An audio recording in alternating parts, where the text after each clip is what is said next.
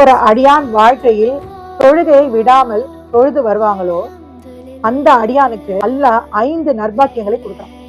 அந்த 5 நற்பாக்கியங்கள் என்னன்னு தெரிஞ்சுக்கலாமா? வாங்க. ஃபர்ஸ்ட், உணவு நெருக்கடி நீங்கப்படும். அல்லாஹ் ரிசுக்கை வாரி வாரி வழங்குவான். ரிசுக்குன்றது உணவு மட்டும் இல்ல, உணவும் அதுல சேரும். உணவுடைய நெருக்கடி இருக்காது. 2வது, கபருடைய வேதனையிலிருந்து பாதுகாப்பு கிடைக்கும்.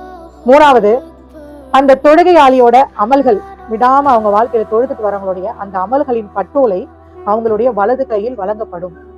4வது, ஸ்ராத்துல் முஸ்தகீம் என்ற அந்த சோதனையான காலத்தை நொடி பொழுதில் கடந்து விடுவார் அந்த தொழுகையாளி. 5வது, எந்த ஒரு கேள்வி கணக்கும் இல்லாம அவன் டைரக்டா சொர்க்கத்துக்கு போவான் அப்படின்னு சொல்றாங்க. சோ இந்த 5 நற்பாக்கியங்களை இறைவன் கொடுக்கிறான் ஒரு தொழுகையாளிக்கு.